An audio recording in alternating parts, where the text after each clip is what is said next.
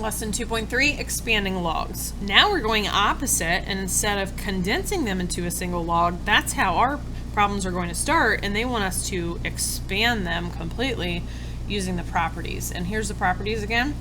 Power property, it's going to start out looking like this. That just means that we take any powers and we bring them to the front as multiplication times our log. Product property means something with multiplication, so we've got our single log here, base of b. X times y will get split into two logs with base of b with addition between them. So multiplication gets expanded with addition. And then quotient property, you start out with having division. Division will be split into two logs with that common base with subtraction. So you're thinking work backwards. On number 1, I see log, which our base here is 10, of x to the 5th times y. My first thing I want to do is split up this multiplication. Everything I write should have the word log. And it looks like, glancing at all our problems, that's all they use is this common log, so we don't have to worry about a base, which is good. So I'll have a log of x to the 5th. Since there was multiplication, we said we're going to split those with addition and have plus log of y. And the only thing they want us to do to expand completely is the power property and move that 5 in front. So this would be 5. If you want to put a dot there, you can. You don't have to. 5 times log of x plus log of y. So the 5 does not get multiplied to log of y. Right, number 2. I see multiplication. I see an x times a y. We'll worry about the powers at the end. We've got a log of x cubed. Split this with addition of log of y to the 5th. And then move the powers in front. So this would be 3 times log of x plus 5 times log y. And number 3, if you want to pause it, you can try it. The thing I need you to know is that this is still 4 times x to the 4th, so we need to split them. That'll be log of 4 plus log x to the 4th, move the power in front. So it's log of 4 plus 4 times log of x. Number 4, now we're going to division. So first thing you want to do is split that division up into two logs that have subtraction. So we use this log of x squared minus log of y. And then you just move this power in front. So it becomes pretty simple once you know what you're doing. 2 times log of x minus log y. Okay, go ahead and pause and do number 5. Check your answer. And then number 6, we start getting multiple properties besides just the power, but we get multiplication and division. First thing you would want to do is the division, because this is still kind of grouped together over this. So let's go ahead and do log of z y cubed. We'll do minus log of x. So there's our quotient property. Now let's start focusing on splitting this up.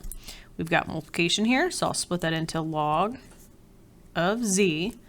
Remember, multiplication gets split with addition, and you'll get used to going on saying, well, that 3 is going to come in front. So it'd be plus 3 log of y minus log of x.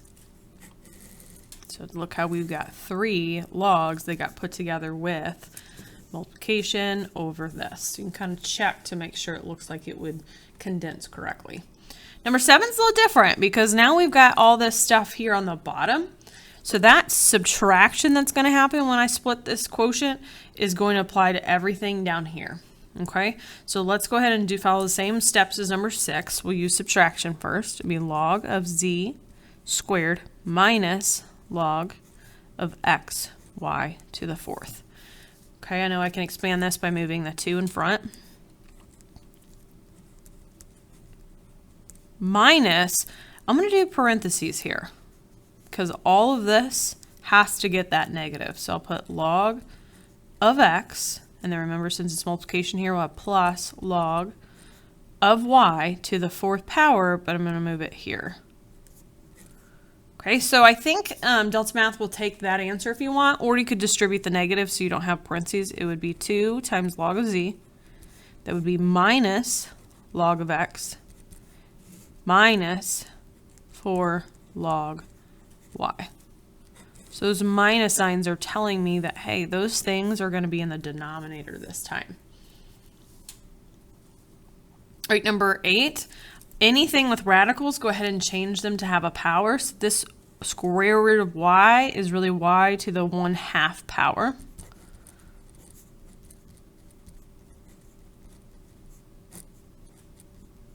Okay, and then you would just do the same thing we did on number 6. So I'll let you pause and try that. Okay, I did it all in one step. I brought my 5 in front, so this would be a 5 log of x. Then this would result in getting plus 1/2 log of y minus 2 log of z. All right, number 9 is just like that, where we've got now a radical in the denominator here. So fix that. That would be y to the 3/2 power.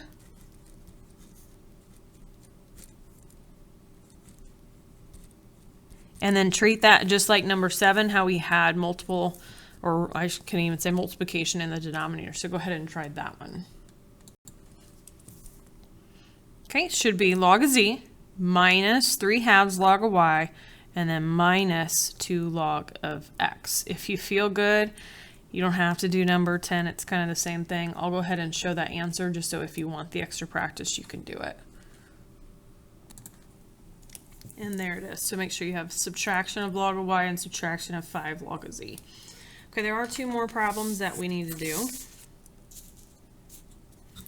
And they're pretty easy too. They're finding the actual numerical value of a log expression, and they give us certain things that logs can equal or are going to equal in this problem. So your job basically is to split this up, and so that you can replace the log of a with 5, the log of b with -5, and log of c of 11. Okay, so I'd have a log of, these things are getting multiplied, so I'd split them with addition, a to the 8th plus log of b to the 7th, and then I have division, so I could go ahead and do minus log c to the 9th. Power property, bring powers in front as multiplication, so it'd be 8 times log of a plus 7 times log of b minus 9 times log c. And so now you see these little kind of building blocks or foundational pieces that log of a is going to really equal 5. So I'm going to have 8 times 5 plus 7 times log of b is going to get replaced with -5 minus 9 times log of c is getting replaced with 11. So it would be 40 minus 35 minus 99, which I'm getting equals -94. Okay, one more.